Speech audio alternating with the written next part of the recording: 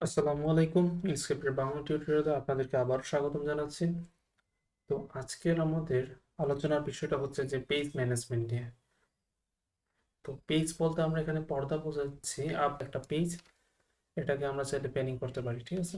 তো আজকে আমরা ঠিক একই রকমের আরো একাধিক পেজ তৈরি করা দেখব। তো আমরা চাইলে একই ডকুমেন্টে একাধিক পেজ তৈরি করতে পারি। এর জন্য যে টুলটি আমরা সবার প্রথমে শিখবো সেটা হচ্ছে যে একদম নিচে বাম পাশে আমরা যদি তাকে এক্ষেত্রে পেজ টুল নামে একটা অপশন আছে, তো আমরা এটা সিলেক্ট করব। তারপর যদি আমি তাকাই, দেখেন যে আমাদের চতুর্ভুজ আকৃতির চারটা ছোট ছোট চতুর্ভুজ শেপ আছে। আর যদি চারটা বাহুর দিকে তাকাই, প্রত্যেকটা বাহুর মাঝখানে এরকম গোল বা বৃত্ত আকৃতির বেশ কিছু শেপ আমরা দেখতে পারবো। তো এই ব্যাপারটাকে আমি একটু ক্লিয়ার করি। আমরা যারা মাইক্রোসফট ওয়ার্ডে কাজ করেছি তারা হয়তো খেয়াল করেছি যে লেখাটা কিন্তু একদমই পেজের উপরে বাম পাশ থেকে শুরু হয় না, কিছুটা নিচে ডান পাশ থেকে শুরু হয়। অর্থাৎ উপরে নিচে ডান পাশে আর বাম পাশে চতুর্দিকে একটা বর্ডার থাকে। তো ওই বর্ডারটা আমরা চাইলে এখানেও ব্যবহার করতে পারবো। আমরা এক্ষেত্রে যেই গোল যেই বাটনগুলো আছে এগুলোকে ক্লিক করে ড্র্যাগ করে কিছুটা নিচে নিয়ে আসতে পারবো। এভাবে আমরা চাইলে একটা বর্ডার সেট করে দিতে পারবো।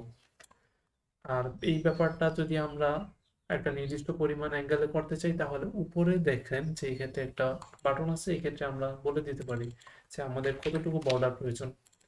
তো বাকি কাজটা আমাদের যে ইনস্কেপ সে নিজে করে নেবে। এবার আসি নতুন পেজ তৈরি করার ব্যাপারে। তো নতুন পেজ তৈরি করার জন্য উপরে বাম পাশে দেখেন যে এক্ষেত্রে নিউ পেজ নামে একটা অপশন আছে। তো এই ক্ষেত্রে যদি আমরা ক্লিক করি, তাহলে একদম হুবহু আমাদের আগের পেজের যেই সেটিং আছে সেটার অনুরূপ একটা নতুন পেজ তৈরি হয়ে যাবে। অথবা আমরা এই পেজ টুল সিলেক্ট থাকা অবস্থায় যদি কোনো একটা খালি জায়গায় অথবা ব্ল্যাঙ্ক কোনো একটা জায়গায় মাউসের কার্সর রেখে ক্লিক করে ড্র্যাগ করি, তাহলে আমরা নিজেদের কাস্টম সাইজের একটা পেজ তৈরি করে নিতে পারবো। আর আরেকটা মজার ব্যাপারটা হচ্ছে যে আমরা কোনো একটা পেজকে চাইলে ড্র্যাগ করে এক জায়গা থেকে আরেক জায়গায় সরিয়ে নিতে পারি।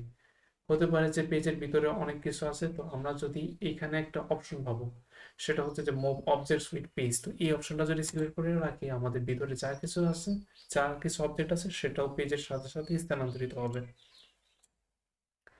অনুরূপভাবে আমাদের এই পাশে একটা আইকন আছে ডিলিট পেজ নামে। তো এইখার মাধ্যমে আমরা পেজ একইভাবে ডিলিটও করে ফেলতে পারি।